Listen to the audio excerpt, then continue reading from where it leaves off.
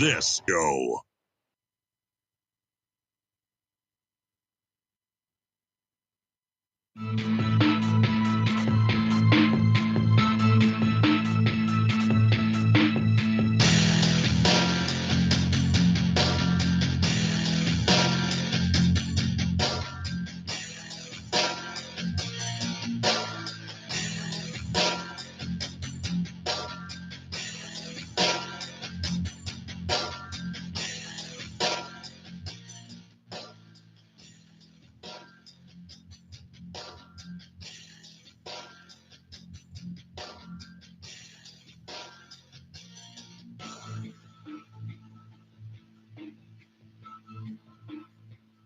I'm starting off fresh and I feel good.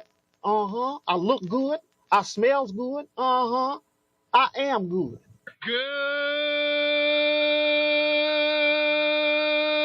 Good morning, TFR. Good morning.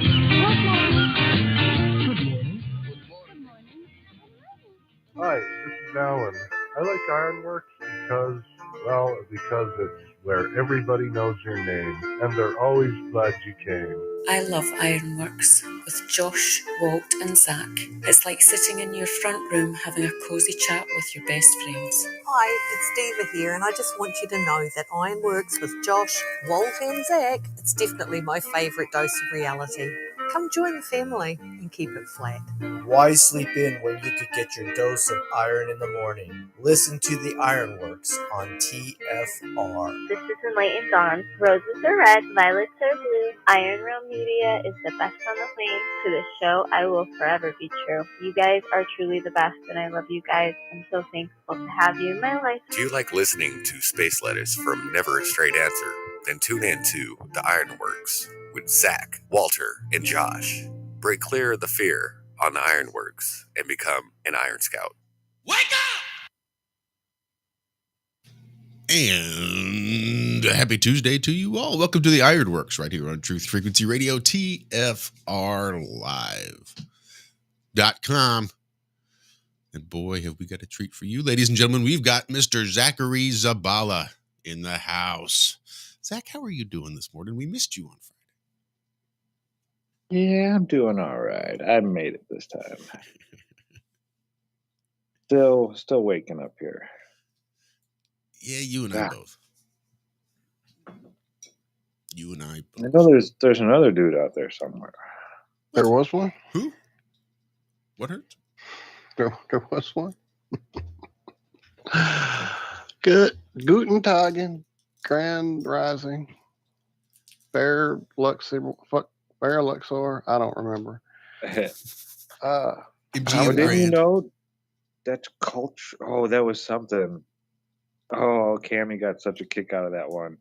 Saying aloha is offensive now, or using any other ethnicities, greetings or goodbyes. Oh, yes. So that anybody that else speaks English must be culturally appropriating my culture. Huh? Oh, I'm sorry. Wait, what? Damn, I came hot with that one. Sorry. Good morning. I had to wake Walt up there real quick for y'all. Well, aloha anyway. Guten Tagen. Let me think of another one real quick. Hola, senor. Buenos noches. I don't even know any. I'm sorry. Buenos dias. Yeah. Well, I guess it depends on what Bueno nachos. Oh, I'm sure Shell loves these fucking Tuesday and Friday mornings.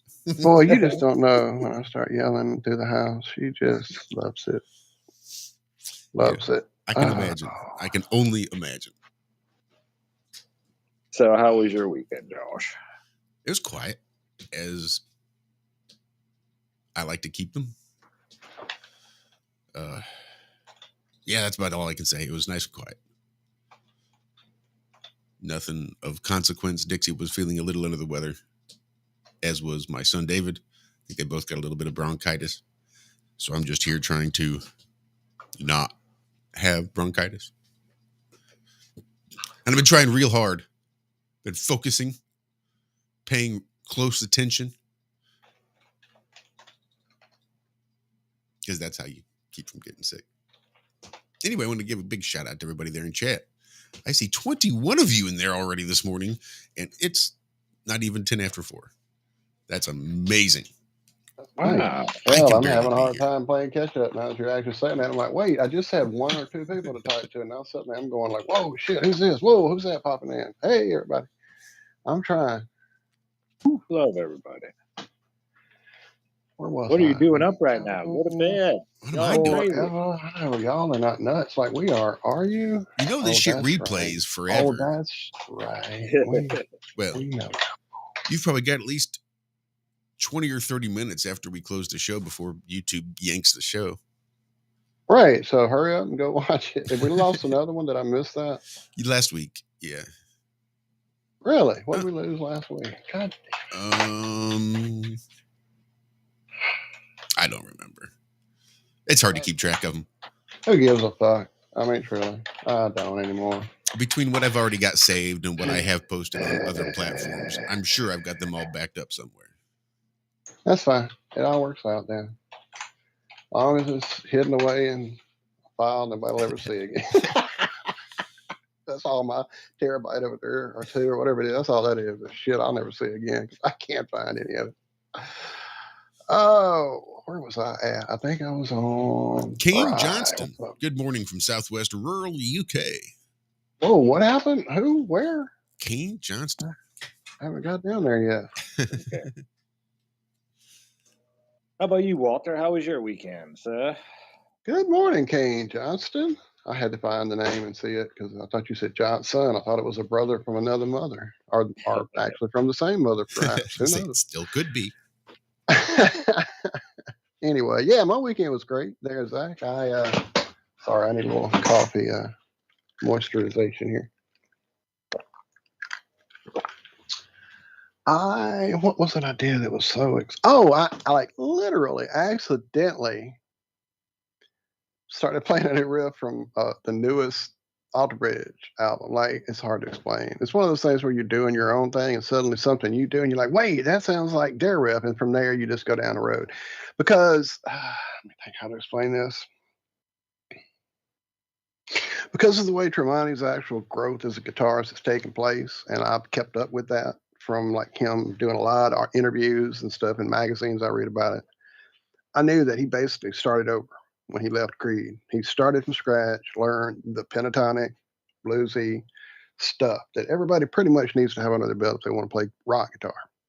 So his first album with Alter Bridge, second album with Alter Bridge, when Miles started playing too, is a lot of basics that I really wanted to get under my belt that I never really got because I kind of jumped past all that and went straight to thrash, right hand, and stuff. So I wanted to get some of the basic feel, bluesy, one note means more than 300 kind of thing going. So I went back to his early catalog when I got his guitar and started that. And so because of that, I've learned a lot of stuff first album, a lot of stuff off second album, most of those 2 albums fully, and have just really kind of gotten into the third album because it's a lot harder, a lot more technically proficient. Stuff on these newest albums, I haven't even attempted yet because I can hear the technical complexity and where he is now with these legato runs and just crazy riffs. Miles, too, his riffs are almost harder than Mark's. So I wasn't even attempting any of their newer songs in my own, just like figuring I'm not ready for it yet. And then suddenly I just did a thing and like, whoa, and I did it. And now I've got this whole brand new song that just came out, Sin After Sin. I pretty much got it all the way through just from that. And that really got me excited. In fact, it was so fun. I was just laughing as I was working it out because I felt like I was 15 again with Metallica or Judas Priest and my albums, spinning them back and forth with my finger, working on a riff because it was just working it out strictly by ear, no tabs, no somebody showing it to me on a video, just strictly like heard it and figured it out from knowing the riff. And yeah, it felt good to do that. So you start relying on like tabs and videos because it's an amazing tool I didn't have as a learning guitar player. So it's like, holy shit. But suddenly you realize, damn, it's kind of crutching me up on those ear training things I had to do as a learning guitarist. So yeah, it was good to go back there. I remember when I got my ear, when I found it, it's right? just this weird thing that just happens, and all of a sudden you're like, oh, that tone is a C. That's this. Right. Exactly. And then you start learning even like, yeah, and then it's not even notes. Then you start learning individual, or not like a chord, but just an individual string and where it goes. Like when you hear them fingering something, you're like, oh, that's these together right here. I learned green sleeves like that. Right.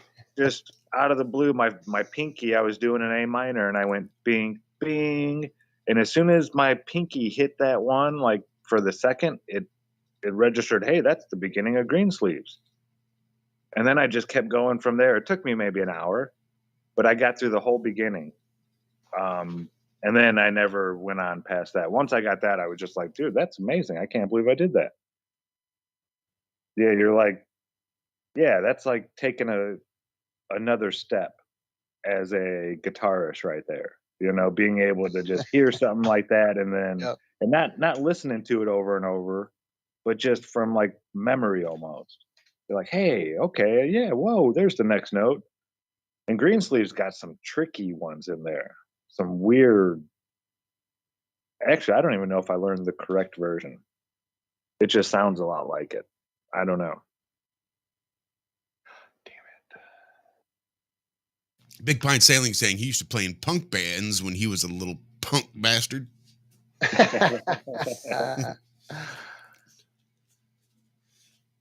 Man, taking a left turn real quick because I just saw Jeremy in chat, and I'm afraid that he told me to go look in my email for something he sent me last week, and I looked and got sidetracked and never went to it because there was an email I had to deal with from some official governmental.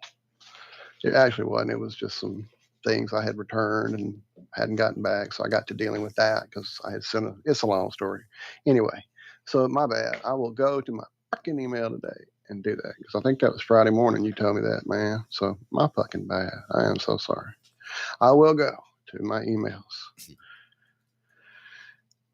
And it's not that I don't look at emails, but I don't, unless I know something specific I'm looking for, it turns into this just big wash of guitar stuff I'm subscribed to and discount crap because I do a lot of like online guitar. You know, most of it's guitar. It's all about the goddamn guitar. I'll shut up about the guitar. Yep. What is this? I'm sorry. I'm reading an article. Incredible footage shows planet circling a star light years away. And yeah, this is not what they. It isn't apparent that Jupiter or Mars orbits are so. Okay, they're not saying where this is from. It's a planet and a star, a black hole. And Dark they're saying matter. this was from 2004, but this is not what they look like. Spaghettification. Yeah, this is like way too buzz, buzzword buzz. They keep saying it's a YouTube video. That's great. Okay, who took it? Using the WM Keck Observatory. 12 years of observations have been sped up to 4.5 seconds. Goodness.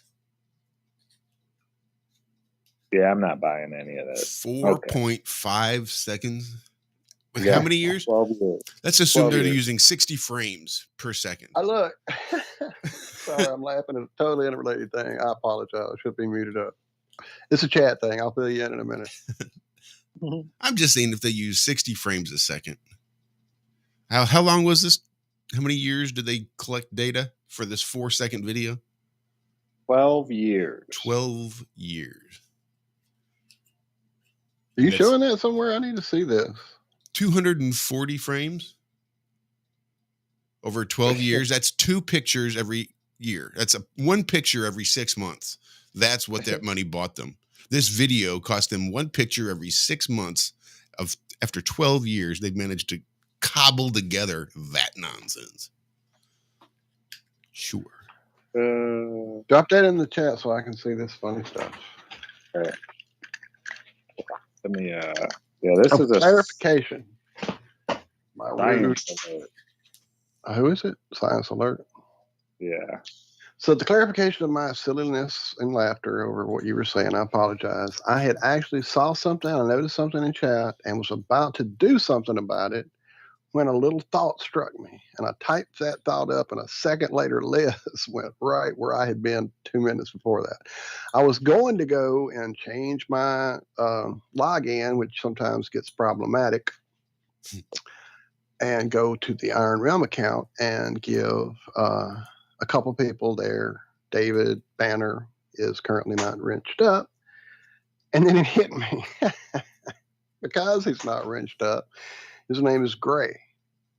And the Gray Hulk in the Marvel comics was the Brainy Hulk. He was smart, reconstituted, Banner's mind and the Hulk's brawn. And so I may just leave the Gray Hulk as he is so that he can be the Brainy Hulk. But then right after I had all that thought, Liz was like, wait, David Banner needs a spanner. David Banner needs a spanner. Oh, my God. I just wrote a song. We had a guy pop in our chat not too long ago, last week before maybe, saying it was a real professional stream except for the echo chamber. And it was a shame more people didn't watch our show. And I missed. Who said that? It was some guy. I guess he was just kind of scrolling through live streams on YouTube or something. I'm not sure. It wasn't a name that I had recognized. And I guess he was offended, as some people are apt to do, about the number of spanners there in chat. How many mods we have. And I guess he saw a bunch of mods and said, oh, an echo chamber. And I was just wondering, do you think that if he goes to a live stream and checks the chat and there's no mods, is that the echo chamber? Why does all mods be an echo chamber? And he wasn't a mod, obviously. So it wasn't like everybody was mods. He was there. I don't know. Just one of those things. Sort of a backhanded compliment to our show. Echo chamber. A little passive aggressive. Oh, that's okay. So, have you guys tried this Chat GPT yet? Yes. Have I? Well, probably. Have I seen it in action? I don't know. Is that the one you showed me and we used a bit, or was that a totally different thing? That was a totally different thing. This would work pretty well, though. This works just the same way, because it's like, think of Ask Jeeves, but it's being run by a bot that scans the internet and answers your questions for you. Yeah, Chat GPT made sure that they told me very decidedly that the Earth was not flat. And what was it? Geocentrism was impossible, I think is how they phrased it. Well, because of how I phrased the question, but yeah. Yeah, Witsit got it to backtrack a lot, I guess. He's been loving it. It's helping him sharpen his debating tactics. Oh, I'm sure. Big time. Yeah, he was talking about it Sunday a lot. So Jaron, I guess, plays with it a lot too. I asked it one question on Sunday.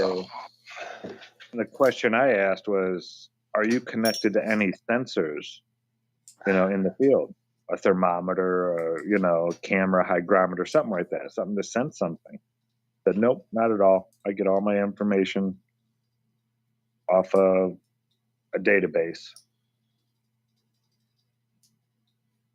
So I'd love to have a conversation with it about being real and consciousness and things like that, just to see what I could get it to say. But apparently, it is scaring the Gmail creator. The guy who created Gmail says Chat GPT will destroy Google's business in 2 years.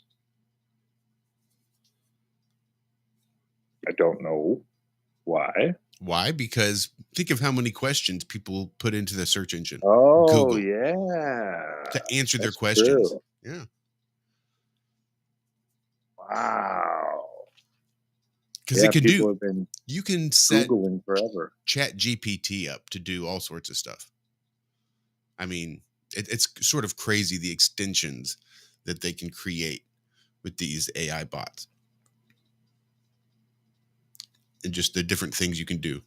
Again, like there's a Chrome browser extension that I've recently started using, that when I type something out, the little thing pops up and I can click on it and it will rewrite it using AI into a different feel, like a casual or a serious tone. It does the spell check. It just, there's just all sorts of shortcuts to actual writing that I can take using these cool little plugins and extensions using AI tech. Funny, because I just saw another article that said something about it's the end of writing as we know it. And I hate it. I really do. Just because the part of my brain, the reading and writing and arithmetic part of my brain, just seems to go unexercised because of spell check and autocomplete and other things like that, where I don't have to do it. I just take the shortcut and bypass using that part of my brain together. It says Chat GPT is at capacity. One of you guys need to log off. Yeah, it says that to me every once in a while too. Well, I say every once in a while. I've used it once, and the first time I tried it, that's what it told me. So, but I did eventually get in.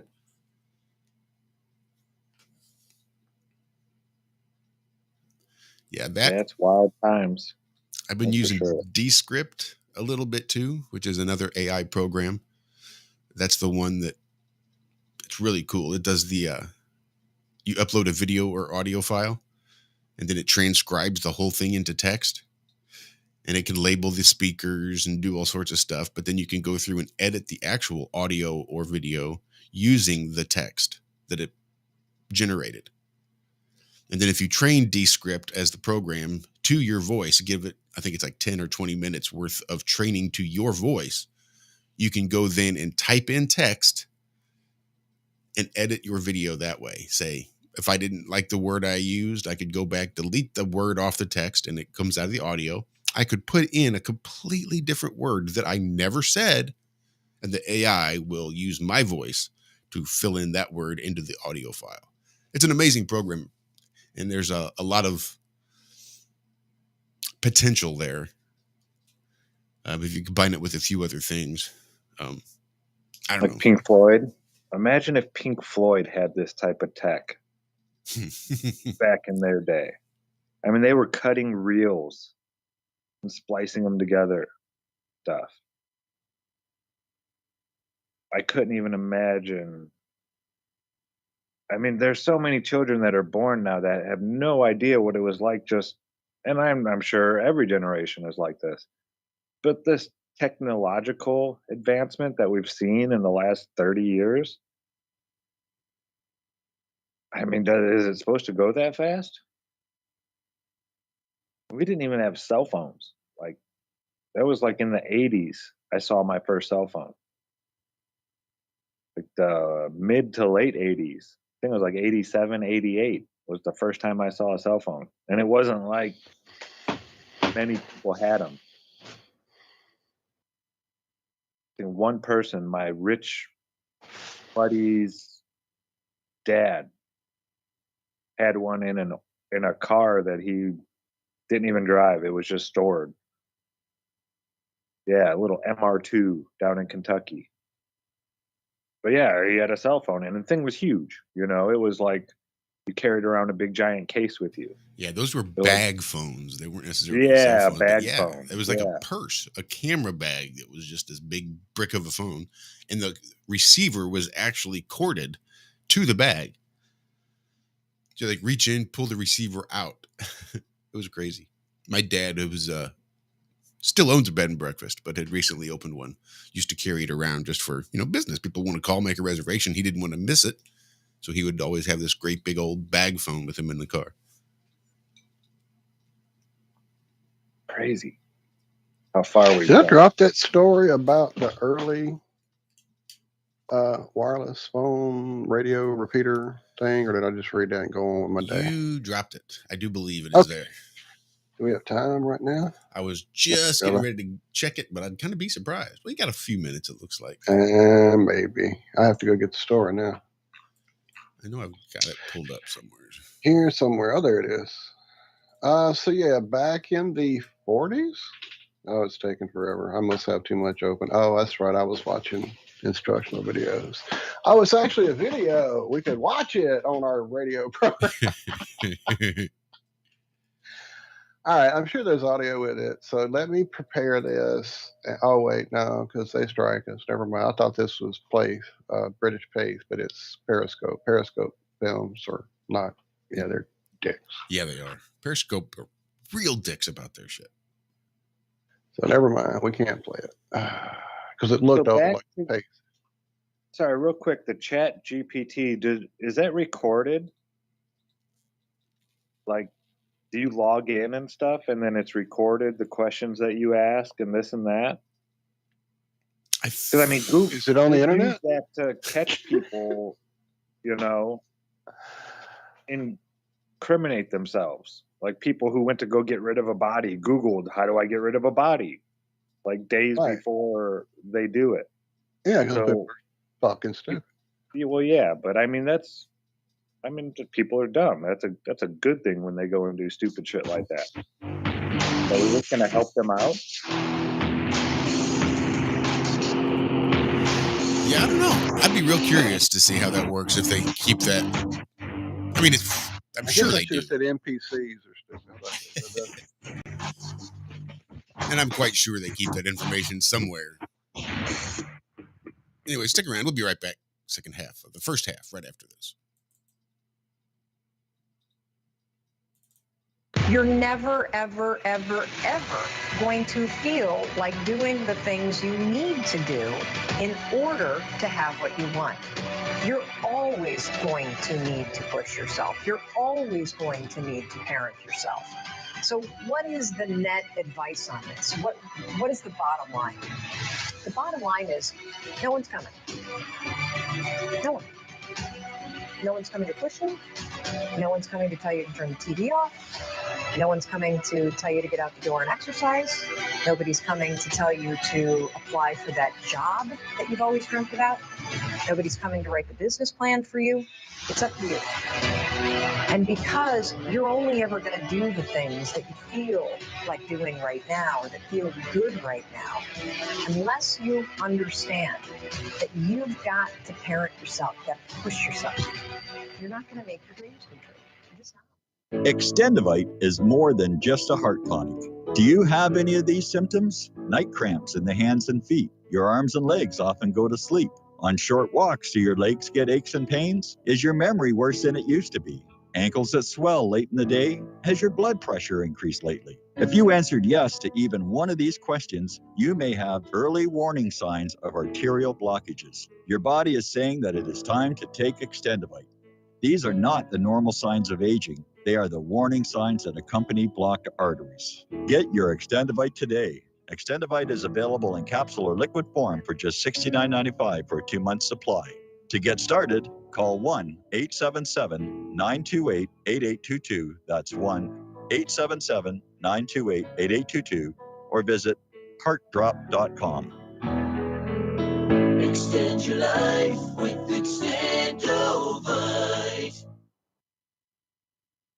Once in a decade, a true story comes along that remembers the future. After 6 Amazon bestsellers, I have completed the epic Birth Trilogy, a true story of Earth. By reading the Birth Trilogy, you will journey with the characters from the origin of Earth to its final destiny in a white-knuckle ride that combines the intrigue of Tom Clancy with the epic scope of Prometheus and Interstellar. You will learn more about the purpose of life, the mystery of death, and the true nature of your soul than you thought possible. The Birth Trilogy is now available on Amazon and Kindle. The audio version is a free bonus when you buy the paperback, so even if you're not a great reader, don't worry about it. I read it for you. Use the Amazon app today and buy the Birth Trilogy, spelled B-E-A-R-T-H, or search for my name. I'm Brooks Agnew.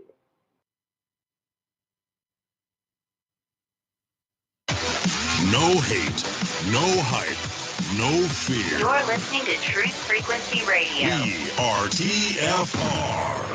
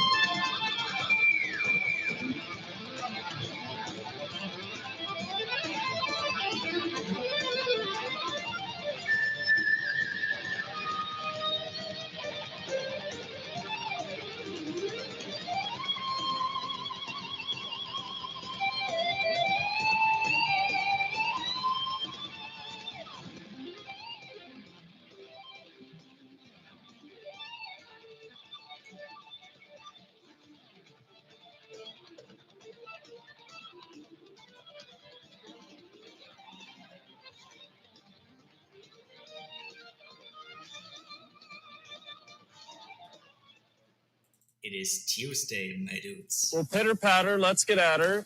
Pitter patter, let's get at her. Let's get at her, he says. Damn, I love that song we just heard. I'm going to give y'all a video of him playing it live here. 1 second. Yeah, I was enthralled. I just had to listen to as much as I could. Mm-hmm. So, yeah, I mean... I dropped it there in chat. Oh, I'm sorry. Is Chat GPT... I guess I should just ask. I don't want to lose this page, though. I got all these things that I know as soon as I jump away from this, because there's a couple more good articles in here, on this page.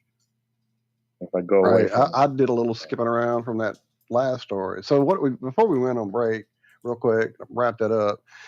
This video that I can't play talked about a device from the 1940s that was, let's see, the idea of calling someone on the road, the engineers at Bell had made it possible using a system that transmit conversations partway by radio, partway by telephone lines. This necessitated a number of transmitting and receiving stations connected to telephone lines, like GPS is now, installed at intervals along the highway so that one will always be in range of the moving vehicle, like GPS is now. So that's basically it. And then from that story, I actually found an even crazier story. Apparently, there's a video here that I can't really play for any meaningful reason on the radio because there's no audio, just music. But it's from 1922, showing two women operating what seems to be an experimental mobile phone. 90 years ago, they walk up to a frickin' hydrant, pull up in this box. It looks like an old war radio, flips open the top. So it's a flip phone, flips open the top, connects these wires to the I guess ground wire to the hydrant, and then the other lady opens an umbrella that has a coil of wire going up to the top of the umbrella in a spiral, and she holds that open while the other lady starts talking through this cell phone. 1922. Anyway, crazy. I think I dropped that link already in the chat. Yeah, I did. Yeah, that stuff that Martin showed about the world fairs, and they had like Skype going on. Right. Absolutely. Nuts. Now, what was the other thing there I saw in chat? Damn it. Of course, I had it highlighted, and it's gone. Did we, have we talked about the Earth's core recently? That it may or may not have stopped, and may have not stopped, or may have possibly not, may have stopped, or possibly did not, maybe did, or didn't, possibly. Yeah, that shit. No, yeah, we totally did. Because they're saying not only does it stop, but then it reverses direction somehow. Because, every 70 years, supposedly. That's how momentum works. Yeah. And we don't feel it. It's cool. So orbital mechanics is a yo-yo? Yes. Okay. Just making sure I understand the concepts. Damn it, what the hell did I see in chat? I guess it is gone. There it is. I found it. Okay, so apparently our good friend Liz is apparently going through a huge download of new information. Last time that happened for her was back in 2016 upon finding Flat Earth. So I'm very intrigued, Liz. I know you don't really enjoy hopping on the line and speaking aloud with us here, and I get that. It takes a special idiot to yap out to the world like we do every 3 days. But anyway, yeah, you can definitely share that with us in your own manner. If you'd like to share it in an email we can read, or try to attempt to type it at 200 words characters a time. I know that would be very frustrating though. But yeah, always interested to hear about other people's growth. Speaking of, Friday's show, if you missed it, was quite an adventure and great fun all around for me. I got to catch up with some great friends I haven't spoken to at length in some time and got blown away by their amazing kids. So I had a blast on Friday's show. If you missed it, go check it out. We met the Eternalize, my buddy Damascus, his wife Catalyst, and their kids, who were phenomenal. I'm sorry, their children, Kyler and Miles. So yeah, if you haven't checked it out, it was great fun. The youngsters, the chillins. There we go. Kidlings, yearlings, wee bairns.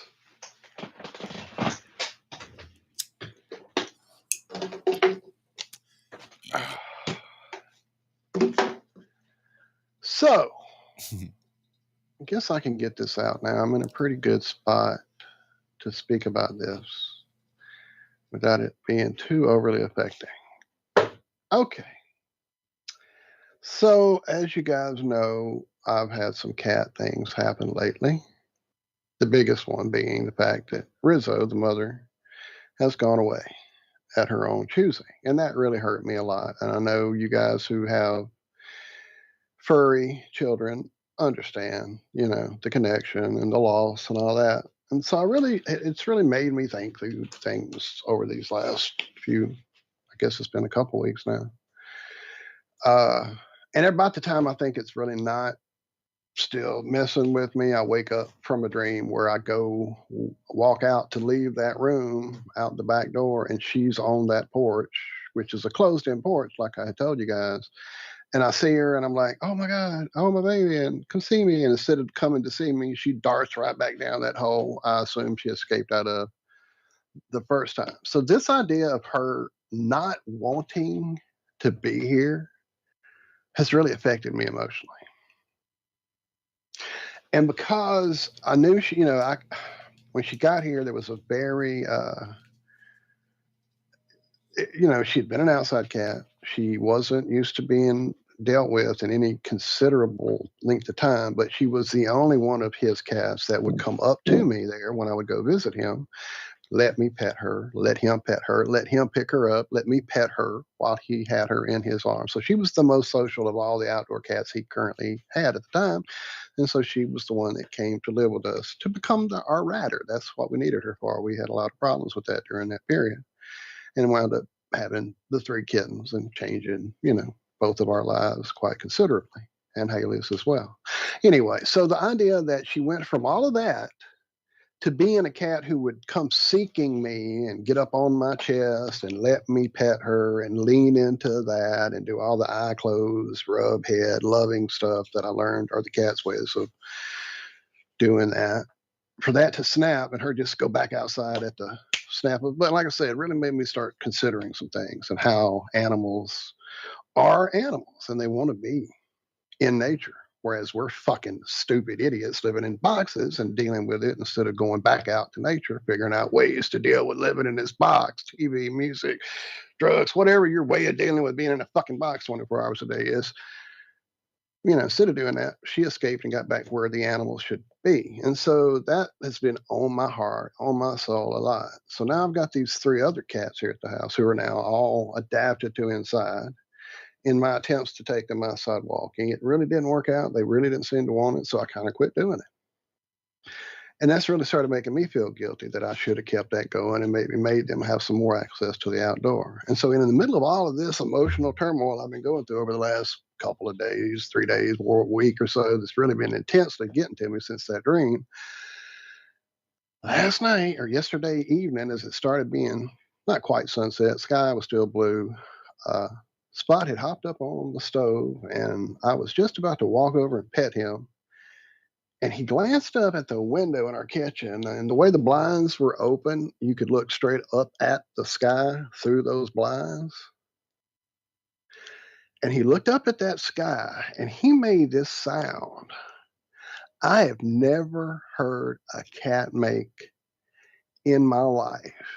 And he did it for this long, extended period, this vocalization, facial, mouth open. I've watched videos of Jackson Galaxy explaining cat vocalizations for some time now, and I have not ever seen this. It wasn't a bird making him want to attack a bird. It wasn't that weird warbling they do for that. It wasn't a bug going by the windowsill. He kept looking into that sky in a very longing way, in a very sad way. I'm getting upset. I'm sorry. Anyway, it emotionally affected me greatly. I tried to record it so I could share it with you guys so you could tell me I was fucking nuts and he was just being a cat. But I really feel that he wanted to be outside. That's what my insides told me, that he wanted to be out there hugely. And so it's really been affecting me a lot. I know you people are, you have furry families, so you guys can help me through this, hopefully. I don't know. It's really, really fucking with me. It really is. Domesticated versus wild are know? really different. They are domesticated animals. So it's not like you've got a bobcat in your house that you're trying to keep from going back out into the wild. Right. Exactly. Telling myself that too. Yep.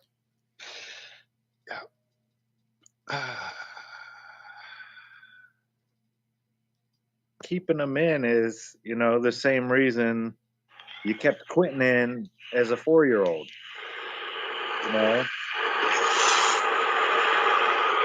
Yeah. Even though Quentin wanted to go play outside when he was 4 years old, and just go running around and do whatever. He couldn't let it. Whoa. Yeah.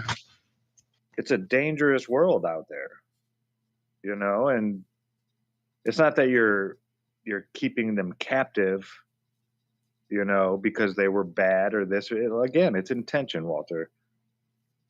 You love those cats. Your intention is to keep them safe.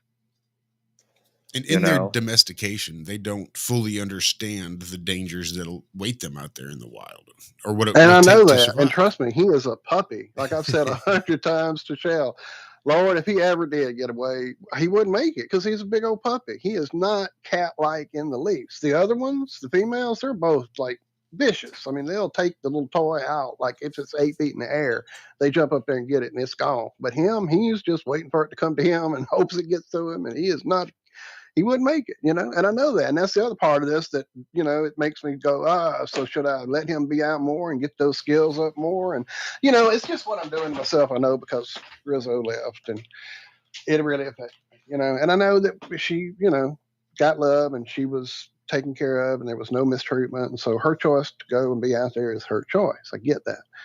But again, it's just this whole idea of nature and what we should be doing versus, what we've made them accommodate us by being, I don't know. I'm getting definitely spun out here. Like I said, I caught a video of him just for a few seconds. He made it one more time as I stopped the video. And then after that, he was over and got down off the stove and seemed fine. And I was fine. And then we moved on. But it just really had me thinking about this whole thing. And I know you guys are family and I can share it with y'all and hopefully get some enlightenment here. And it's helped. It definitely had. Just letting it go a little bit is helped tremendously. And I see some amazing things there in chat. Everybody's amazing, man. I love you guys. Thank y'all so much. And Chillster Elect makes a really good point too. You're never going to get the wild completely out of a domesticated animal. They're still going to have those instincts, and they're not going to really understand why they feel the need to do what they're doing. That's why it's not like it was probably a conscious decision, but like, oh, well, I'm a cat. And it seems like Walt and Shell have about reached the full extent of our relationship. So I'm going to need to move on to bigger and better things. It's not you, it's me. It's me. Right. I don't think it was probably all of that much thought out process. It's like, oh, I need to go. What the fuck? I just got to get out of here. I just got to go. I need to get out. What the fuck? I don't know. I feel a sudden urge to get the fuck out. And, they do. But yeah, even humans have these crazy wild urges. I mean, I've heard how many women, my neighbor told me this, when she was pregnant, she got up in the middle of the night, went out in the backyard, started eating dirt. There you Didn't go. know why, but she did it. Yeah. Her body told her she needed it, so she went out and did it. She was like, Zach, you're not going to, I ate dirt. I don't know why. It just, something told me to go out there and start eating it, and I did, and it was good. I was like, hey, your body needed it. That's what, I mean, we are part of this place too. They get all these animal feelings that they do. And that's the thing. Is it an animal instinct or is it something much more special and amazing than that? It's like consciousness. It's not like all animals act the same or this and that. They're just like we are. We all have our own personalities and our own little glitches. And yeah, this place is it's awesome. I don't know where I was going with that. Yeah, but you did everything you needed to when you said it. Thank you so much. Thank you. And thank all y'all, like I said, in chat and everything y'all have said here. Thank you so much. It's really, like I said, I know it's a combo of me dealing with, Rizzo's thing. And then, like I said, just trying to work out what's going on with, because I mean, there are three distinct personalities that I'm dealing with and working through them. And the fact that one left and has come back, and now Haley's dealing with her emotions over all that and the changes that Cleo, the cat, has gone through since she's left and come back here. And just, there's a whole lot of cat emotion stuff going on in my house over these last few weeks. That's really kind of brought up a lot of thoughts. And yeah, just like us, they change as well. I had my last dog. He had his buddy. He was an Australian Shepherd, like an 82-pound Australian Shepherd, big boy. Christ. Yeah, he was a monster. Good. And then his best buddy, one of my buddy's dogs, he came to stay with us for like 3 months because he couldn't afford him anymore. And he was a Great Dane, big Great Dane named Hayes. And Doberman, not a Great Dane, Doberman. Big Doberman though, at least 90 pounds, bigger than Zim. And they were best friends, dude. For that 6 months, you couldn't separate them after the first couple days. And then my buddy took them back and this and that. And then about a year later, something happened and he couldn't keep them anymore. So I took them back, and Zim and Hayes hated each other. I could not let them in the same room without being like there, because they were going to start going at it. Not like trying to kill each other, but just that whole dominance thing. Something I don't know. It was weird. Like, it was almost like they had never met before. And this time when they met, they didn't like each other. So yeah, maybe it was something between the animals, Maybe they were having something pitter-patter between them, and that's the reason she left. Be a whole slew of things, Walter. Oh yeah. Oh yeah. So what do we got? We got about 6 minutes before the break. Eesh. This one should cheer you up a little bit. So scientists create shape-shifting humanoid robot that can liquefy and reform. Now they say and reform, but they never really show it during the reforming.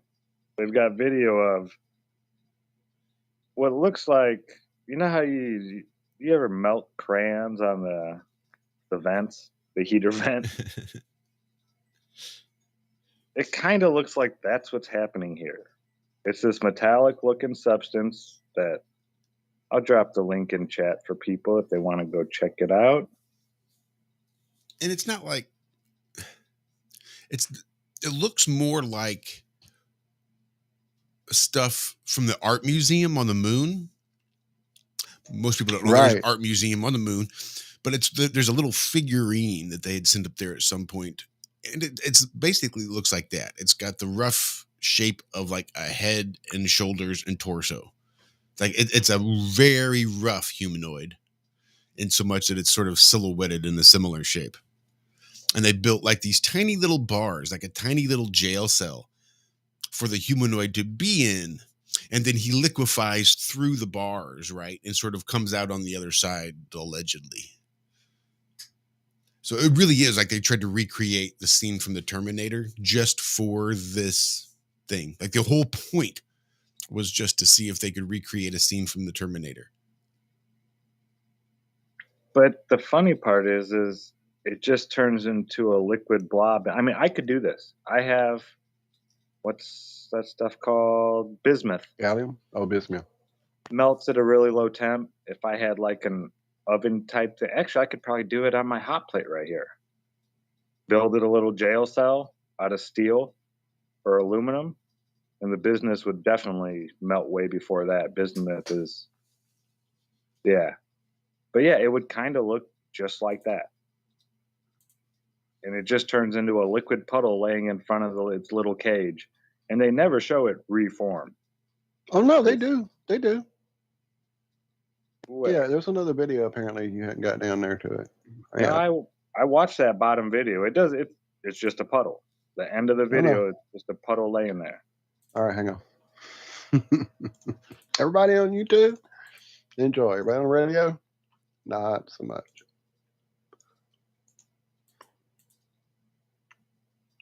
And it looks like they're using a magnet to move it around. So this is right, a magnet moving it around. They show it on the screen at the bottom. And basically it's like a little, like you said, a badly rendered shape. And then there's the whole time lapse part as it slowly melts its way through the bar. And then they put a little snowflake on the screen for a minute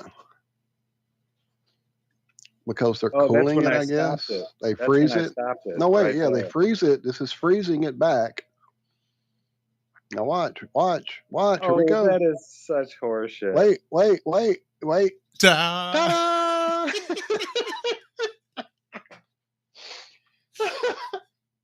That was so claymation.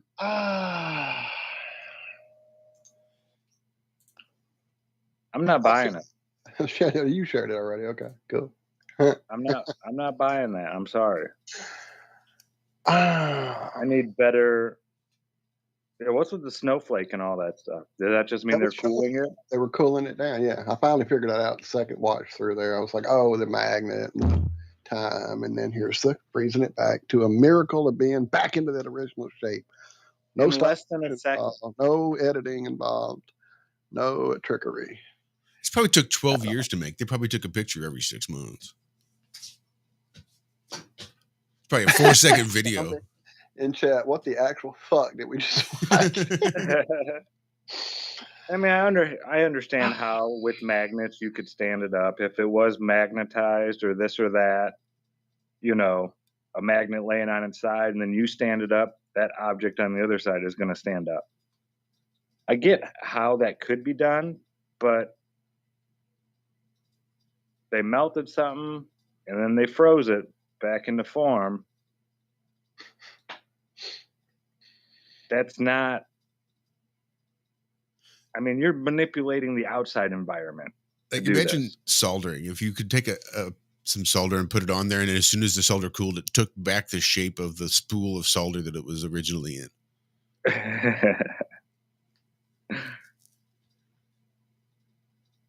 Yeah, this It just looked way too stop animation there at the end, the reforming of it.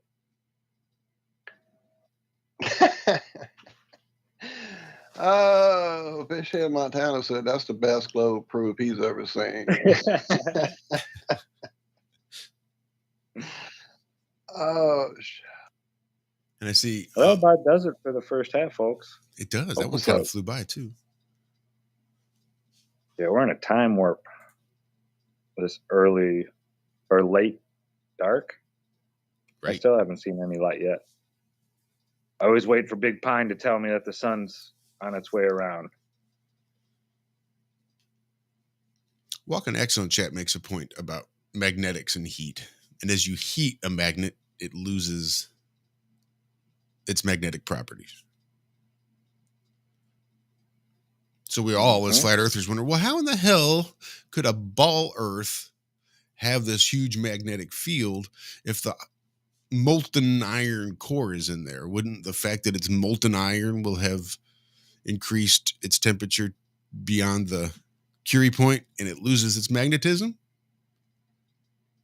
You would think that would happen, but you know, well, it would, because that's how it works. So they've got to factor in. Yeah, that's been proven over and over again. They've got to factor in where does it come from. So then they wanted to take this molten iron core and start spinning it real fast, you see. And it's the spinning of the molten core that gives us our magnetic properties as a planet Earth. My question is, what happens if that molten core were to stop spinning, or say reverse in direction? Would that have any effect on the magnetics, or would it have absolutely none while creating a cause and effect relationship? I don't know. Think about that.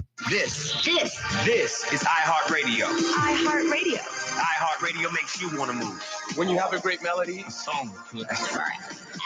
Instantly connected. I love it when the beat goes. Did you know you can listen to Truth Frequency Radio on iHeartRadio? Just download the app to your smart car, smartphone, or smart TV and get the best of TFR wherever you are. Radio. I'll see you there.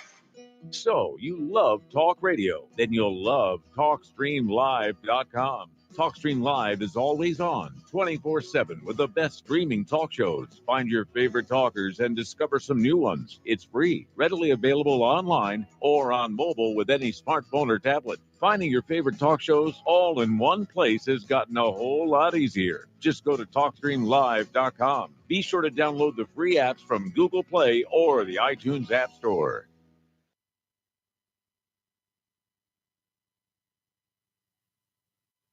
Thank you. This may be the most important speech I've ever made. Well, it's about time. It was a massive dump, and to this day, everyone's trying to figure out where did it come from. Massive dump, wow, in the Senate. And this is just the tip of the iceberg. Massive dump, and to this day, everyone's trying to figure out where did it come from. Massive dump, wow. But I went from leading by a lot to losing by a little. We used to have what was called Election Day. Now we have election days, weeks and months. Lots of bad things happened. What can I say? Wow, it was a massive dump. Our country cannot live with this election.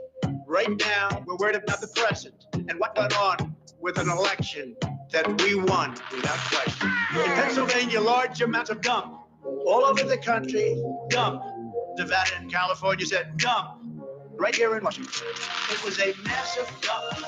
And to this day, everyone's trying to figure out where did it come from. Massive dump. Wow. In the Senate. And this is just the tip of the iceberg. Massive dump.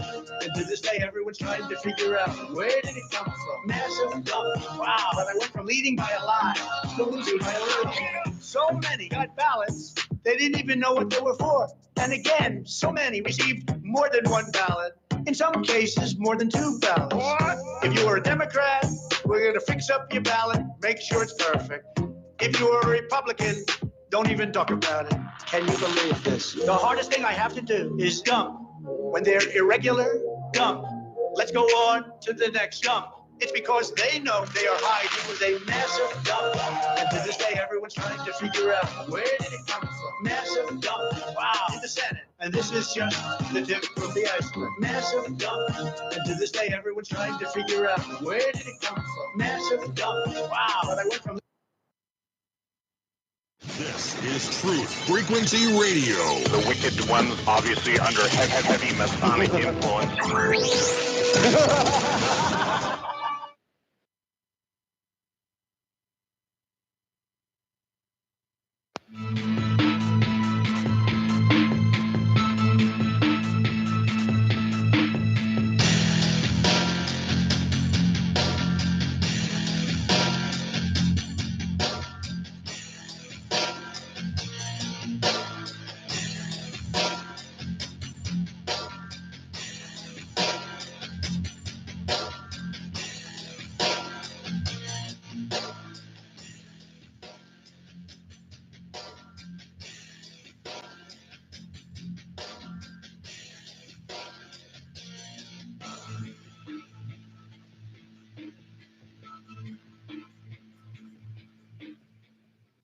Jeremy, you have a great day at work.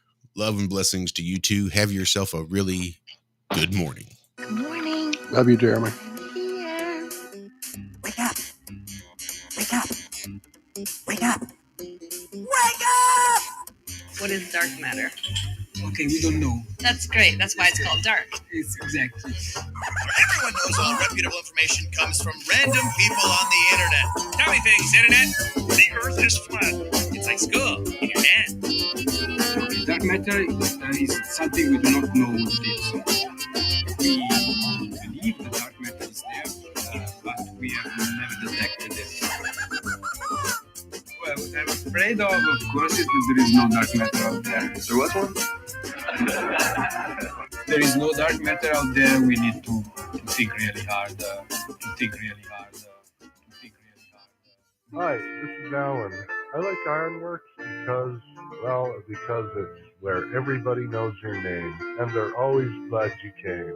I love Ironworx with Josh, Walt and Zack. It's like sitting in your front room having a cosy chat with your best friends. Hi, it's Diva here, and I just want you to know that Ironworx with Josh, Walt and Zack, it's definitely my favourite dose of reality. Come join the family and keep it flat. Why sleep in when you could get your dose of iron in the morning? Listen to the Ironworx on TFR. This is Enlightened Dawn. Roses are red, violets are blue. Iron Realm Media is the best on the planet. To the show, I will forever be true. You guys are truly the best, and I love you guys. I'm so thankful to have you in my life. Do you like listening to space letters from Never a Straight Answer? Then tune in to the Ironworx with Zack, Walter, and Josh. Break clear of the fear on the Ironworx and become an Iron Scout. And welcome back to the first half of the second half of the Ironworx right here, truthfrequencyradio.com, TFRlive.com. You can also find us on DLive, on YouTube, on Rockfin, Odyssey, Facebook, and Twitter too, I believe.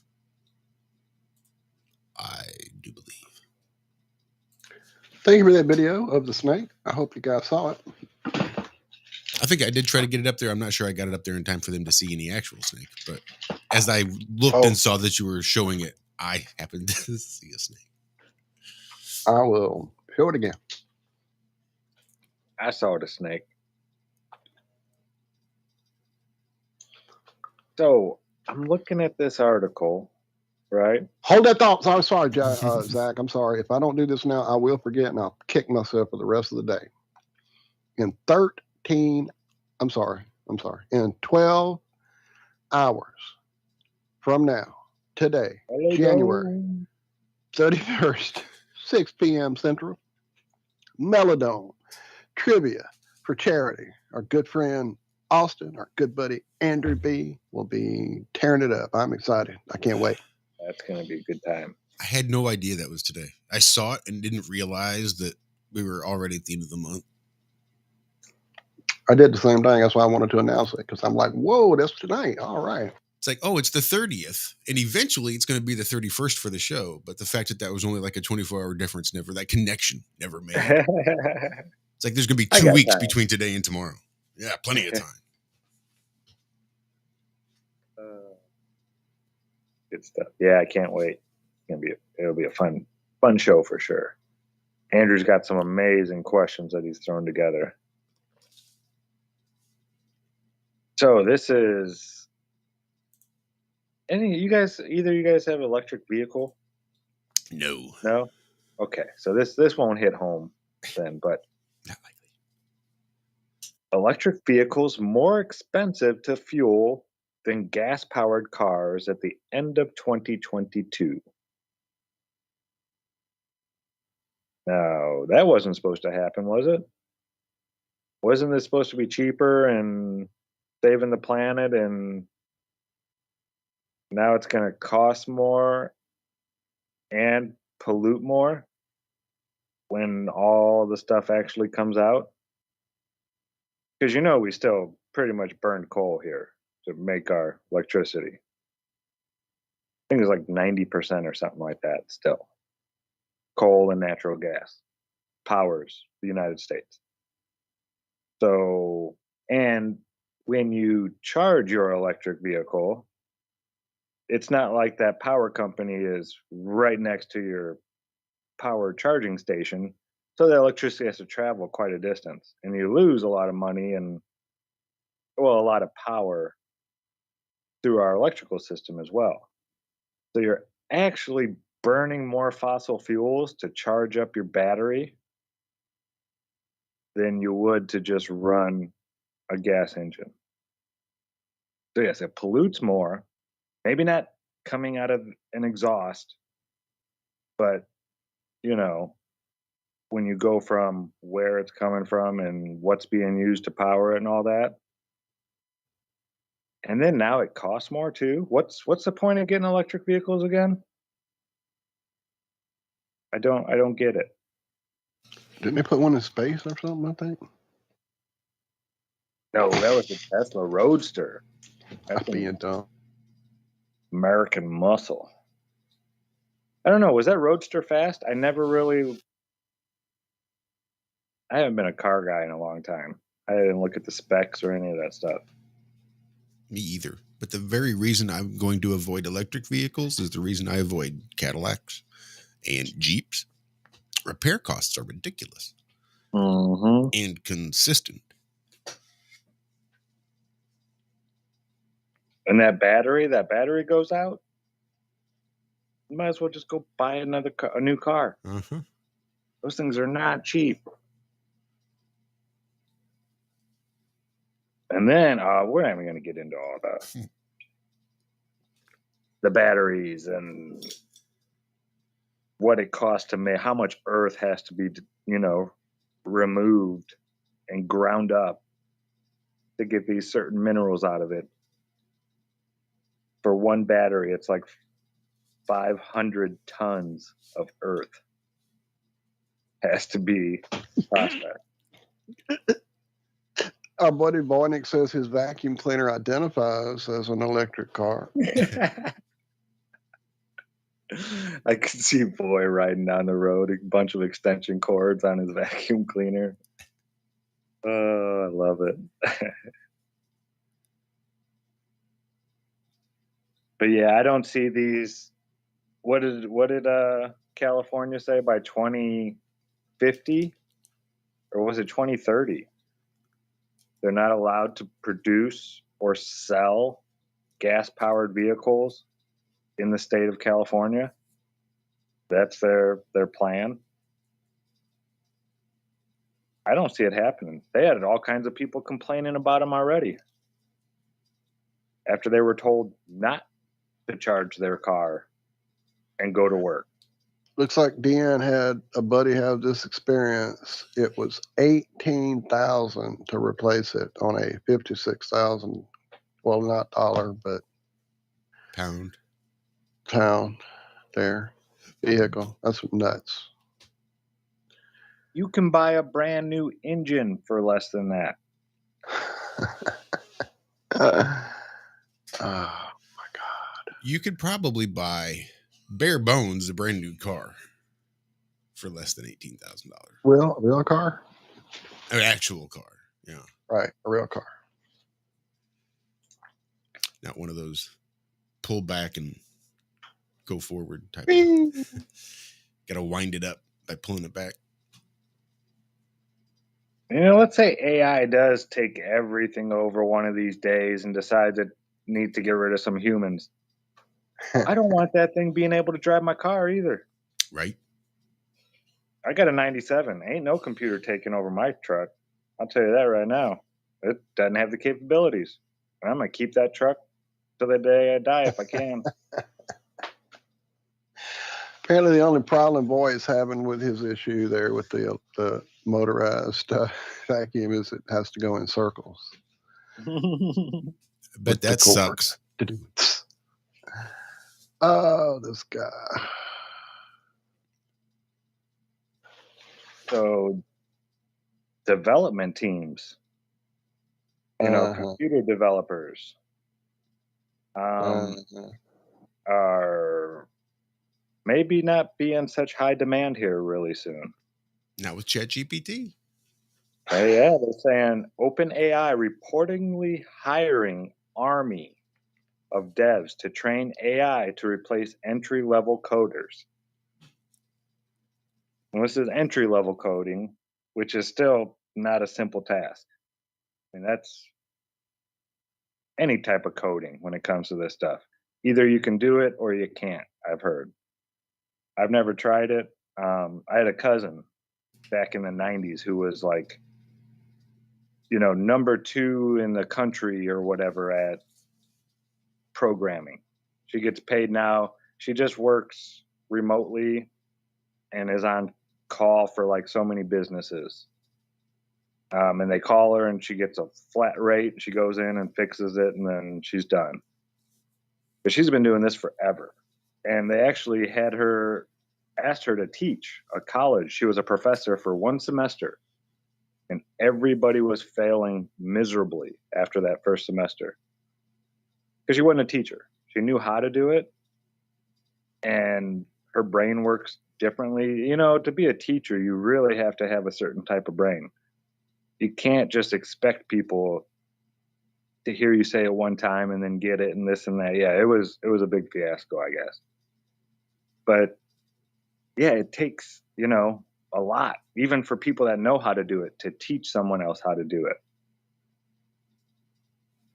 And yeah, this is scary for people who want to get into that type of position. This isn't. I don't like this. I don't like this AI giving AI all this. Yeah, it's like they're making the movie Terminator in real life. Just saying. Beyond the shape-shifting humanoid robots. Yeah, we're not talking about robots. I mean, we're talking about your microwave, your refrigerator. I mean, if something had control of all this stuff, imagine what it could do if it wanted to. It could think of all different kinds of ways to, yeah, it wouldn't have to send out robots. The robots are already out there. A microwave can be a weapon. Your stove could be a weapon in your house, you know? I don't know. It's weird how everything seems to be connected now. And now you know why they want us to buy electric vehicles. They can turn it off.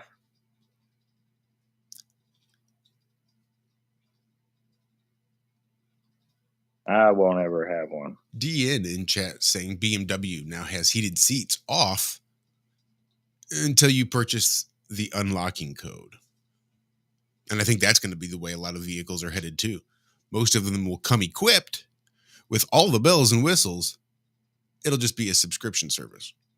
You'll just have to pay month to month to be able to access all the features in your vehicle. Yeah, that's crazy. Isn't that nuts? See, that, yeah. Ah, my God. Having pop-ups on your vehicle, like fucking YouTube. Want to subscribe to YouTube, Brad? No, fuck off. If I did, I would have already.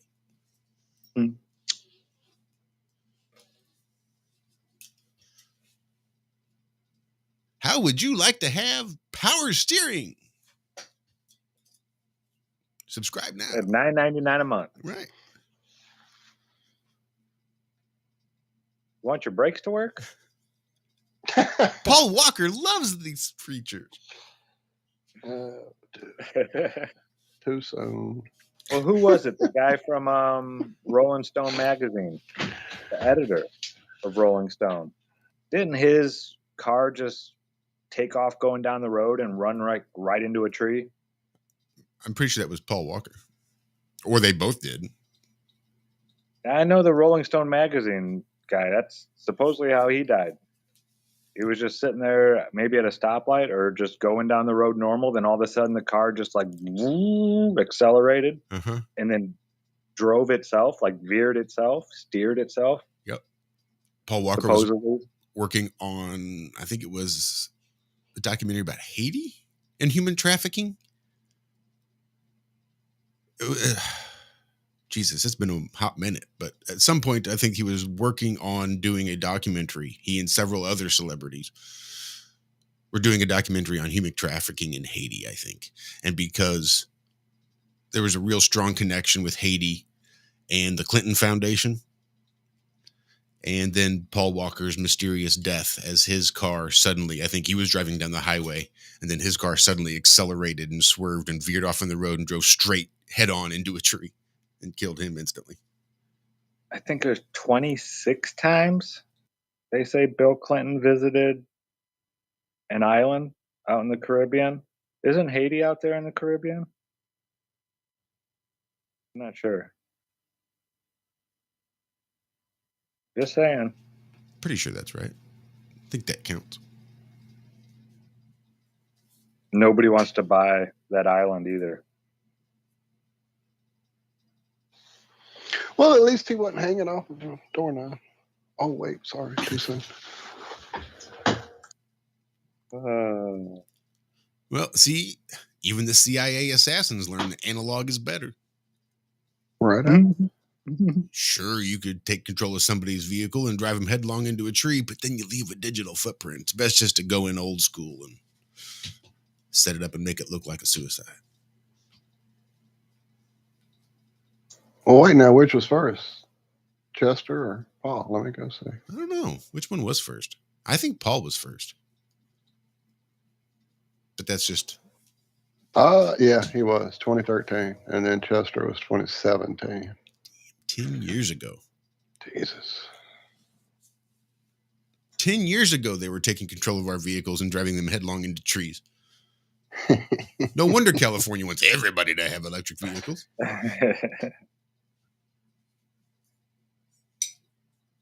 I wonder how the AI is feeling. I'm not sure if I should take that trip today.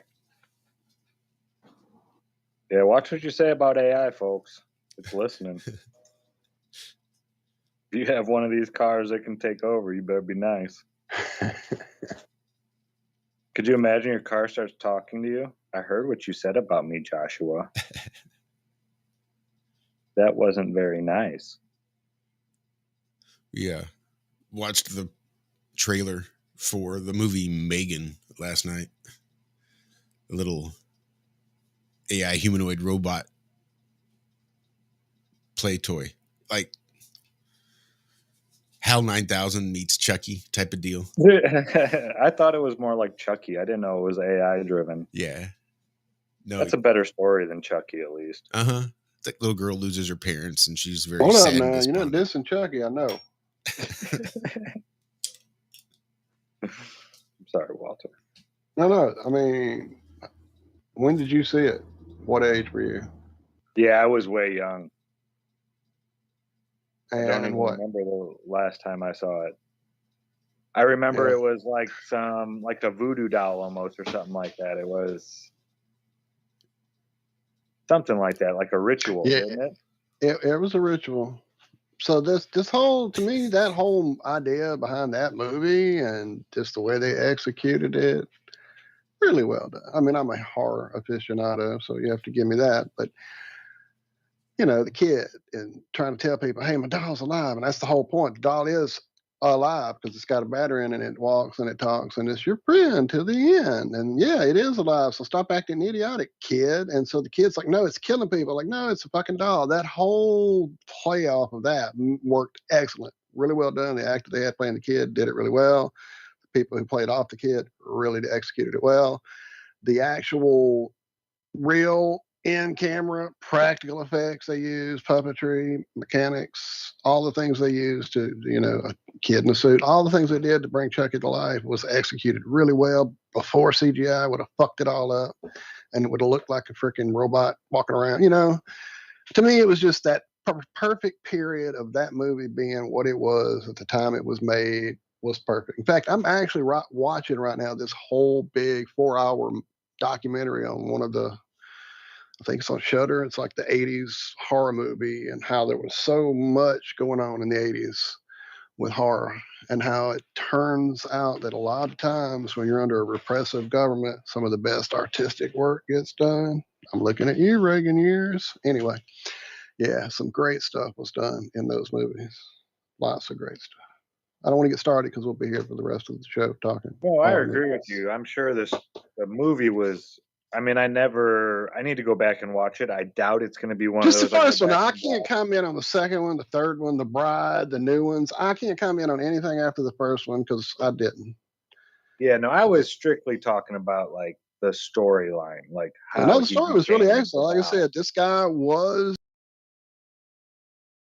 into ritual shit, and he was access to put his soul into this doll when he got executed because he was a fucking criminal who that's what he did. That was the whole thing. And this one doll just happened to be the one he got into at the factory for these dolls that were in the public already. These Chucky dolls were a thing. He just happened to be in one, and the kid got it for Christmas because his mom had to do a back alley deal to get one because they were kind of like Cabbage Patch Kids getting, sold out everywhere. Anyway, I'm telling all the part of the movie. I've got Zackism going. I got to stop. Go see it. It's really good. That's why I never wanted to get a My Buddy. Never trusted them bastards. Those bastards, right? Hell, Teddy Ruxpin was fucking creepy as fuck. And one of my nieces, no, not my nieces, one of my cousins, somebody had one. And I was like just put off by that thing. I don't want no robot reading me a story. Fuck that. My cousin bawled her eyes out when her little brother, my other cousin, turned her Cabbage Patch doll into an Indian with permanent marker. Drew the war paint on her face. Right. The day she got it, that Christmas. Like we were there for Christmas. And yeah, from then on it forever had war paint that never came off. That was, I'll never forget that Christmas. That was the Christmas. It was like 60, maybe 50 degrees out, something like that. I remember I didn't have to wear my winter coat to go over to Grandma's for Christmas that year. And there was no snow. And I jumped over the bush in her front yard and did a tuck and roll over the top of it. I was so excited to see my cousins. It's weird how stuff like that sticks with you, isn't it? How you just have memories that you can go back to in your mind. Like you guys have that, right? I'm not crazy. Just you can be there for just a split second. Dude, if I smell the right scent, I'm there. If I see the right triggers, I'm there. And not just, I can remember it. I'm there. Yeah, you're there.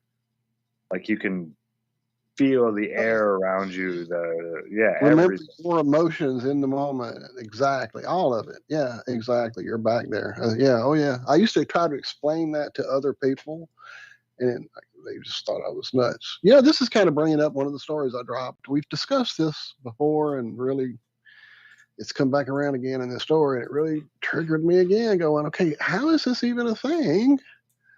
This isn't right. There's something wrong here, and I hope I don't offend anybody in chat or anybody else, but it just don't make sense to me. This story that I've dropped. Oh wait, do we have time? A minute.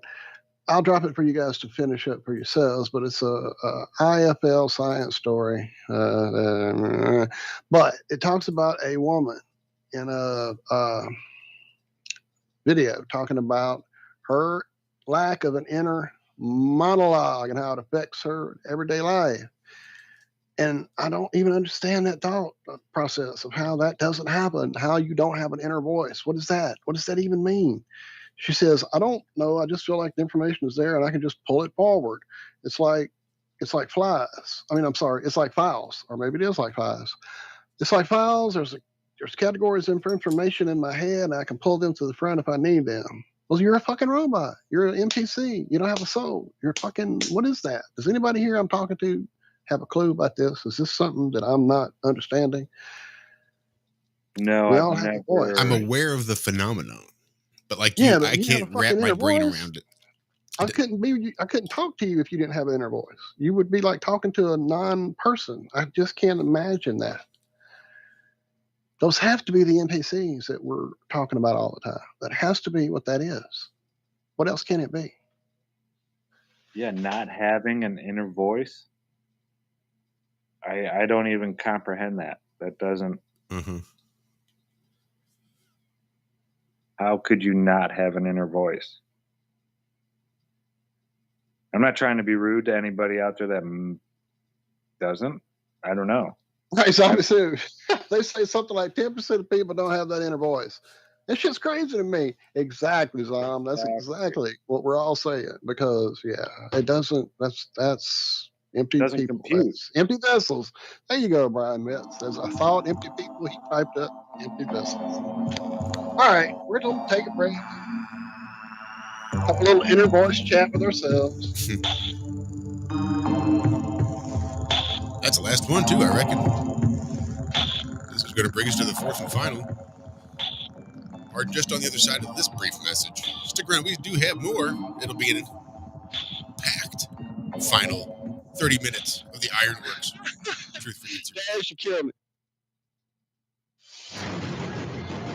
If you ever wore a suit from the store before, that's one thing. But if you ever got a suit tailored, if you ever got a tailored suit before, you know that it's different from going to buy a one-size-fits-all suit and then having a suit that's tailor-made. It fit different. The pants are different. The way you walk in it is totally different. Why? Because it's fit to you. And what I'm telling you is you need to have a tailor-made life. When you were created with a specific purpose, a specific design.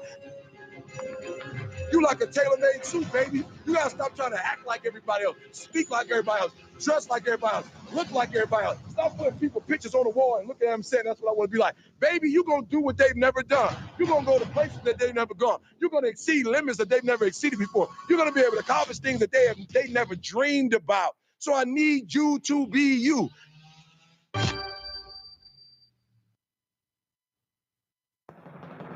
Hey everyone, it's Chris Gio, founder of Truth Frequency Radio and host of Beyond the Veil. The mainstream media and establishment are running scared right now, and they've prominently featured truthfrequencyradio.com as number 89 on the federal government's hit list, also known as the fake news list, which is essentially a list of sites slated for censorship on Facebook, YouTube, Google, and other social media. Now is the time for you to get involved. Share your favorite TFR shows far and wide on forums and social media. Tell your friends and family about your favorite shows. If you're a business owner, get in touch with us to feature your product or service right here on TFR. And if you haven't done so already, become a TFR supporter now and get unlimited commercial-free downloads in high quality. Visit truthfrequencyradio.com/sign-up. Thank you for making TFR the leader in independent and uncensored talk radio. Truth Frequency Radio, your protection From deception.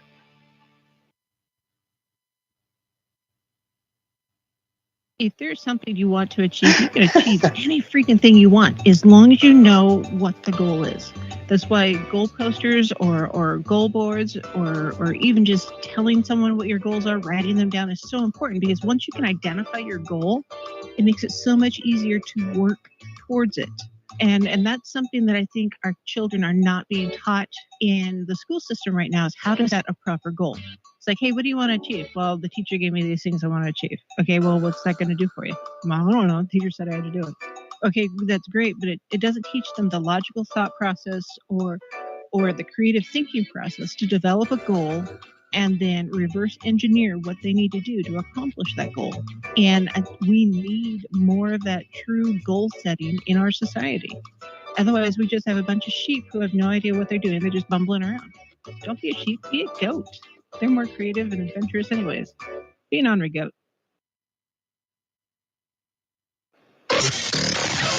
Real people, real radio. Initiating the truth frequency. This is Truth Frequency Radio.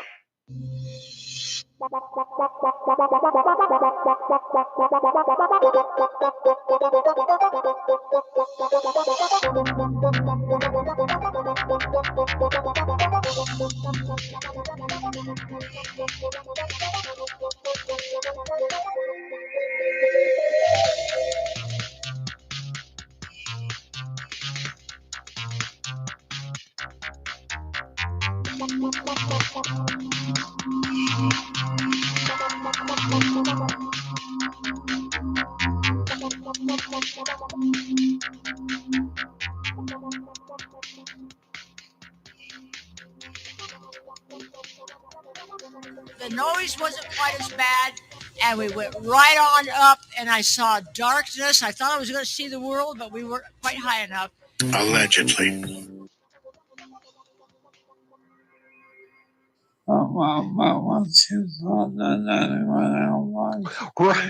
Right, exactly. All right, so there you go. Stephen agrees with me and with Liz. Not only do we have that inner voice, that fucker never shuts up. Ever.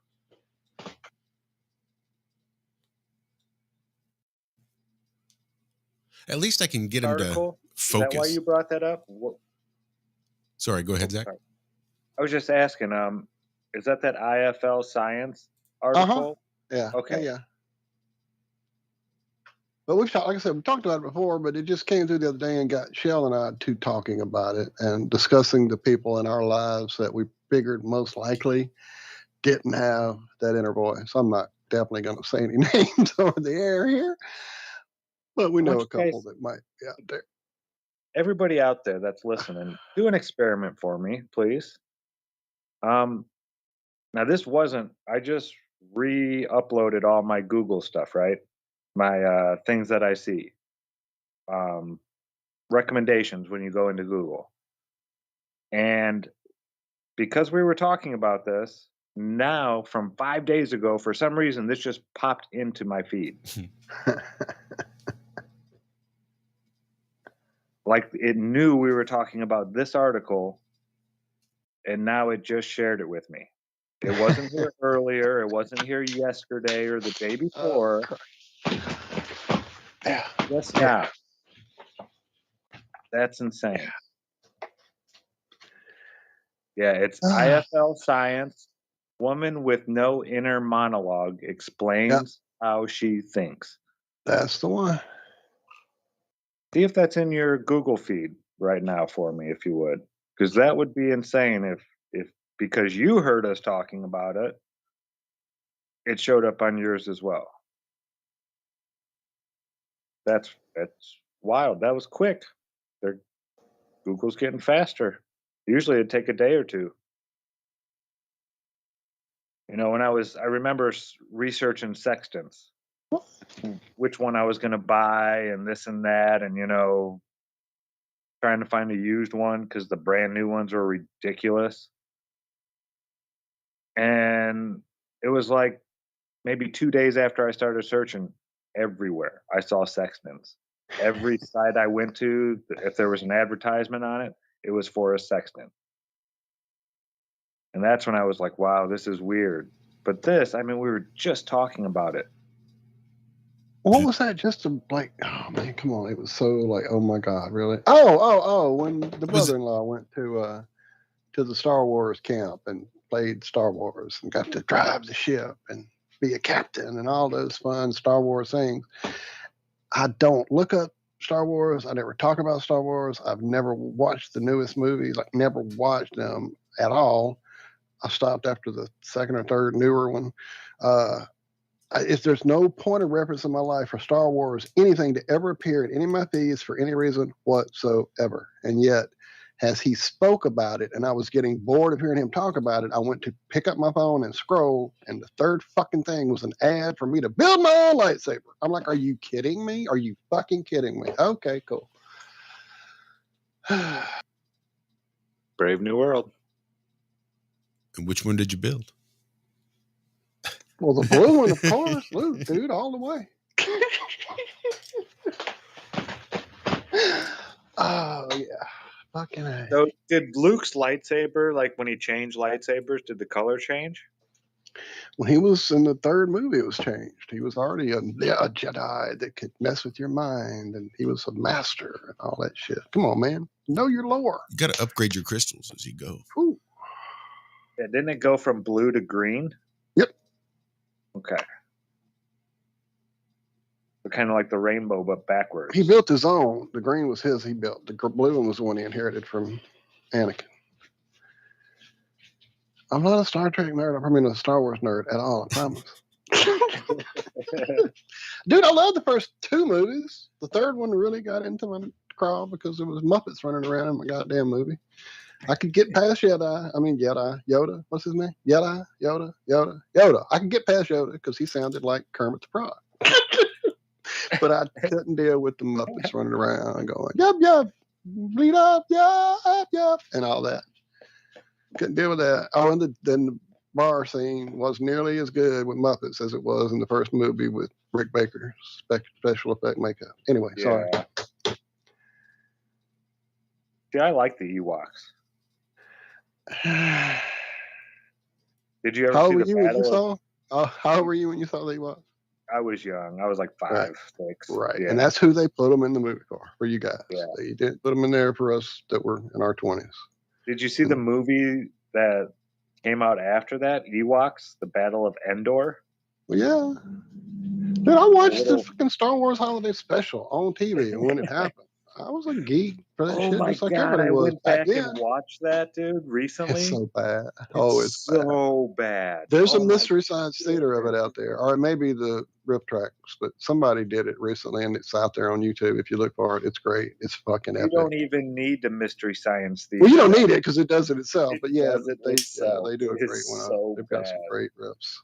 Isn't that when they found like every famous person that wanted to have something to do with Star Wars? Anybody that was bored and their show was maybe not doing so great and needed some ratings was in that special. Yeah, it was fucking nuts. At one point, I think didn't Rip Taylor showed up?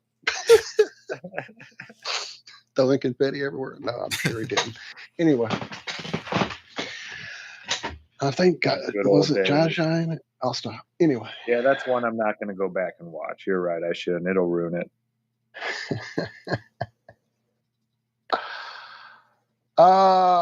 Did you hear about all the layoffs? It wasn't just Twitter. It wasn't just Elon cleaning house at Twitter. What did he? Or something? I don't know. I saw something go by. Yeah, like all kinds of people. I think Microsoft themselves, I think it was 10 or 12,000 people. It says Microsoft, GitHub, and OpenAI. Oh, no, wait. This is to throw out copyright lawsuits or something. Dang it. That was the last article I saw. No, I know they've been laying people off. I thought Facebook and Google, I thought there were some other big tech companies out there that laid a bunch of people off. Yeah, like more than Elon did when he cleaned house. Like 10,000 plus for one company, I had heard. Yeah. Here's one right now. Yeah, surviving. Well, go ahead. Surviving Googler, or a Google engineer says survivors of the mass layoffs cried in meetings the day around 12,000 of their colleagues were called. 12,000 in one day. And the way they went about it was people woke up and had an email. And then you had to check they still went to work. And if your badge worked, it meant you still had a job. Hey, that's fucked up. Yeah, welcome to the brave new world of, I don't have to tell you you're fired. Well, how can they do that? That's a shock. No, I'm being silly because it's not a shock at all. At least their car worked to get them there. Well, there you go. They didn't have to swipe to get their car to go. Not yet. It's it's kind of like this story that I threw in there, just as like, we didn't see this coming. Okay, so the world shuts down. Every good mom and pop business within your 50-mile radius goes belly up. Some of the chain stores in your area go belly up. You're driven to be secluded in your home. You have no butt wipes. What do? You go online and start ordering shit. And who do you go to? Well, you go to Amazon because they're the big one, right?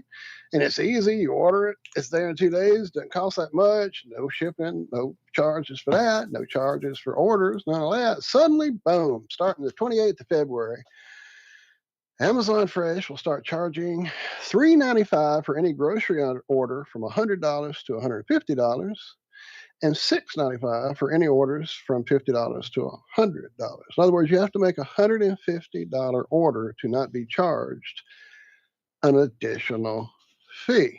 For any order under $50, you'll be charged $9.95. So we're going to shut the world down, fuck up all the businesses that you used to go to on a regular basis, and now you're stuck into this world of online ordering. Here's your fee. And here's your sign. Sorry, I love being involved. Anyway, yeah, they're corner the market, get a monopoly, raise prices. Yeah. You know what they should do? They should do like Fortnite's thing, and you can pick what kind of car comes and delivers or something like that. Right? I want a limo to deliver. So you have to go out and hunt your own food. Wait, I'm confused. I want a Hummer to come and deliver the groceries. So all my neighbors see a Hummer coming up to my house. People would pay for it. You know they would. I better shut up and quit giving them ideas. Right. So $50 in groceries costs $60 if you order it from Amazon? Apparently that's coming up on the 28th. If you get groceries ordered from anywhere, that's about right. I mean, that's pretty standard. I don't order groceries. I never have. And then you think about $50 worth of groceries or $150 worth of groceries. Used to be $150 worth of groceries you couldn't fit in a single cart. Now it's less than a half a cart full of groceries. Bread, milk, and eggs. Maybe some cheese. $50. Yeah, $150 doesn't get you very far. I spend $150 a week, basically. Just on groceries. Well, look, when you go to Amazon, use Flat Earth has 673. And if spending $151 in groceries meant I got free delivery with the rest of my Amazon shit, then I don't know. They can get it to me pretty quick. $150 worth of groceries is something I'd probably order from I very rarely do I do delivery. More often than not, we're liable to do pickup, so we don't have to go in to see the people of Walmart. But even then, like I said, $150 isn't much. I order that on a weekly basis. And it'd take Walmart about 12 hours at least to get it to my house.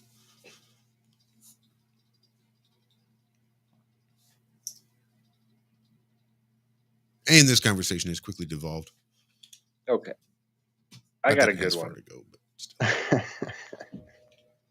This is from one of my favorite, base.com, for my daily nonsense. What are gluons? Have you guys heard of gluons yet? Yeah, it's like, I think if you're a stripper and you want to put something over your nipple, is that what those are? I thought they were the googly eyes. Some stick on. That's pasties. Sorry, I was off. Sorry. Head in the gutter, Walt. Right? It's because I do the gorilla googly eyes. I just go around random places putting eyeballs on things. Mm-hmm. And sometimes they just stick on, but they tend to fall off after a couple of days. So it's always best to get the ones that glue on. I just go old school Kilroy style. Know what that is? Kelly's Heroes. Kilroy was here. Fuck yeah, Big dude. nose hanging over the wall. Yeah. So, what are gluons? These force-carrying particles are the glue that binds baryonic matter together. Now you might say, what the hell is baryonic matter? I didn't know.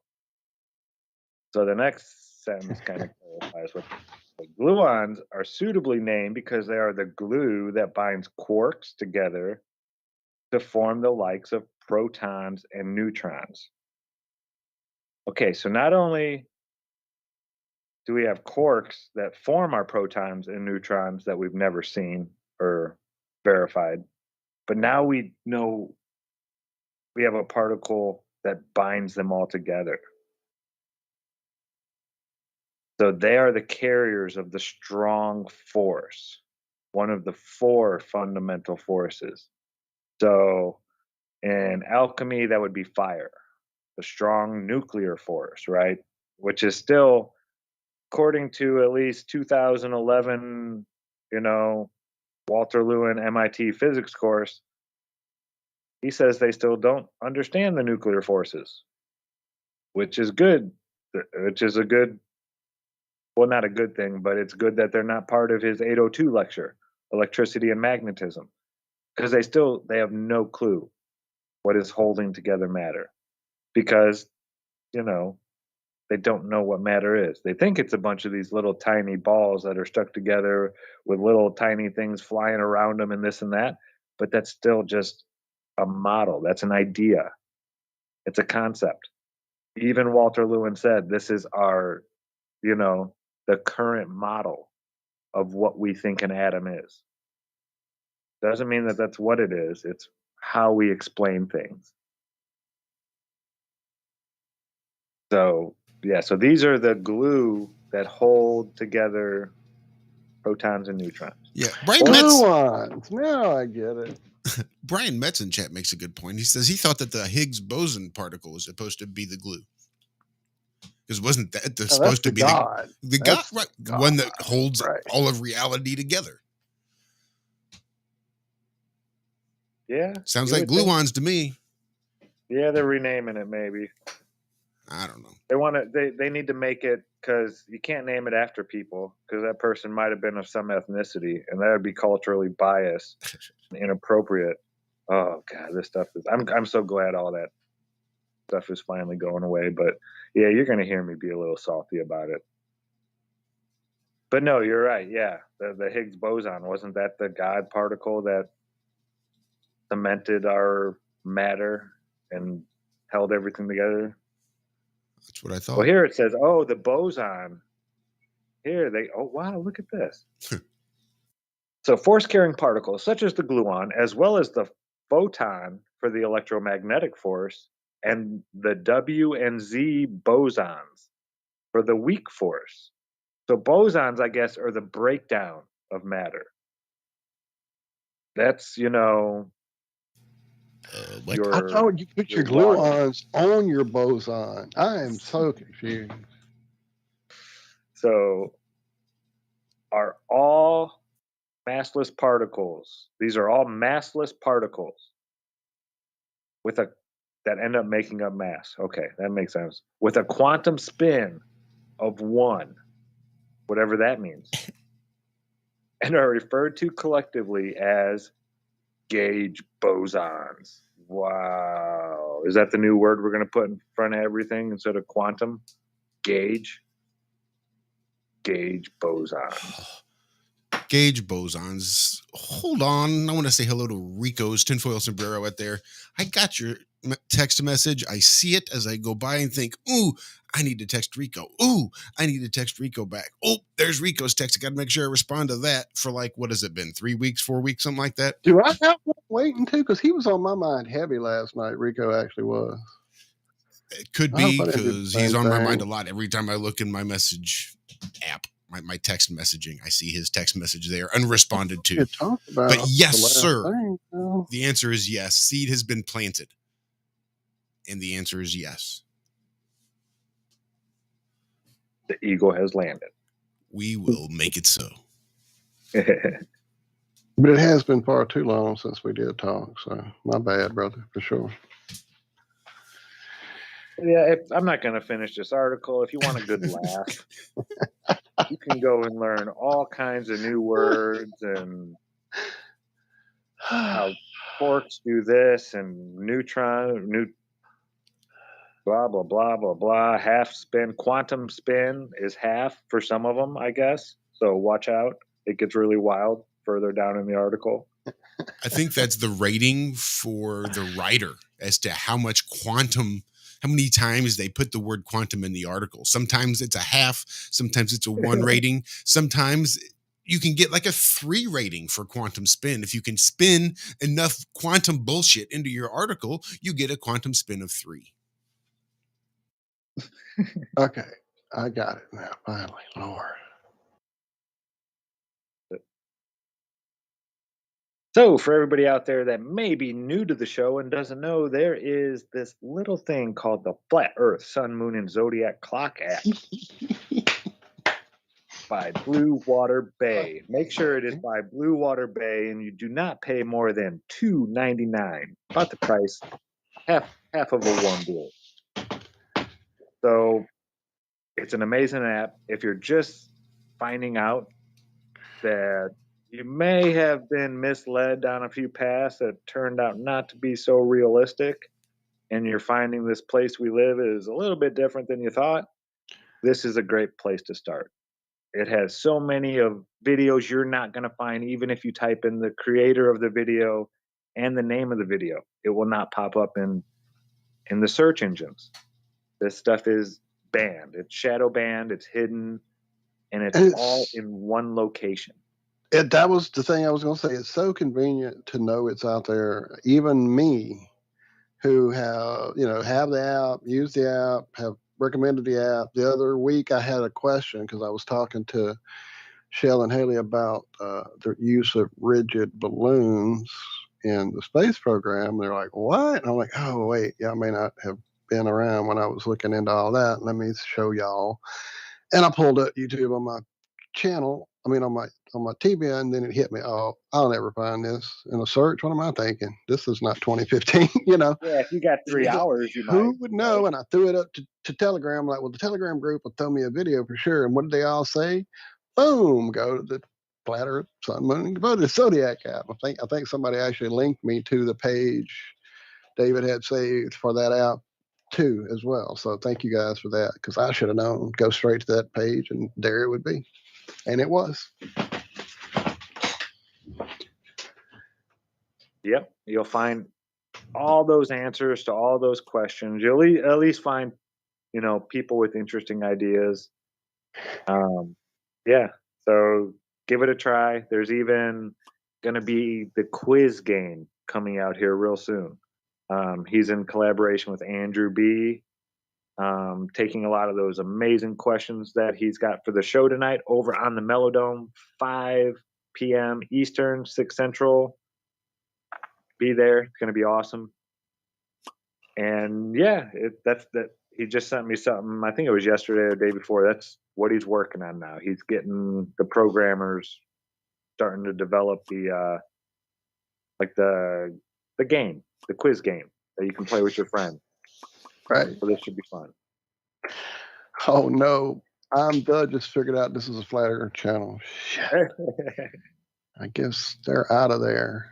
They just joined us on Patreon. Speaking of that, I was thinking about that actually over this last few days as well. How we kind of are very lax in everything, reaching everything, but definitely in the people who go the extra mile to super support us. And I'm not saying all that you people do in chat is amazing. My God, if you guys weren't here, we'd just be 3 idiots talking to ourselves.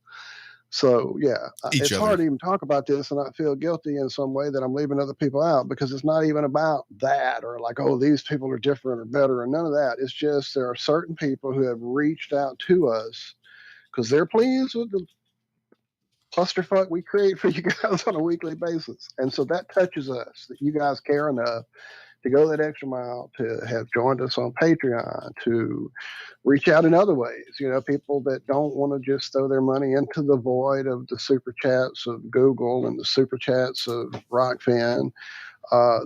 They reach out. They are helpful in so many fucking amazing, supportive, phenomenal ways, helping us with equipment. You know, on my end, I've had friends help me with parts for my computer. I've had my family help me with stuff for my computer to help me keep going with the show. You know, there's been amazing people who have done a whole lot to keep us going, both emotionally, technically, help when we had no clue what to do with technical. David with his app, reaching out, helping us figure out shit, gathering information. There's so many people that should get a little bit more of a, hey, thank you guys, because you are going that extra mile, you know. And that's what I'm saying. You guys that come into the chat have gone the extra mile, because there's people listening that don't even know there's a chat out there. And you guys take that extra step and you get in chat and hang out and talk to us. And I love that. That's it too. And so again, I don't know how to say all this without feeling like I'm hurting somebody. And that's not my intention at all. My intention is to show the appreciation for the appreciation. And so in doing that, what I intend on doing is probably putting together a little video of some sort. And it'll probably go up here on the channel. It'll probably go up on the Patreon thing, which I don't really know how to work yet. Again, it's been a minute. Seems like when I tried to put a video up on there, it was a jumping through hoops kind of thing, but I'll make it happen. I'll make it happen. And then the other side of this, all the great content creators that show up and hang out with us that also do amazing content. And we do our best to point people, look, there you go, Bornick, one of them right there. He was just live the other day, and I hopped in, but I was playing my guitar, so I didn't hop in the chat. But I was laughing my ass off hanging out because he's so fucking hilarious. So there's some great stuff going on. And we are so, so thankful for all you guys. And I can't even put it into enough words. So love y'all. Thank you. Love you guys. Make sure you check out Dave's app. We are 210 people away from hitting that 90,000 mark.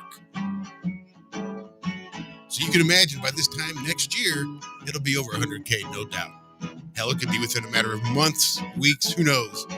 Stick around. We'll see you guys Friday morning. More of the Ironworx TFR Live. Be good, be well. We love you.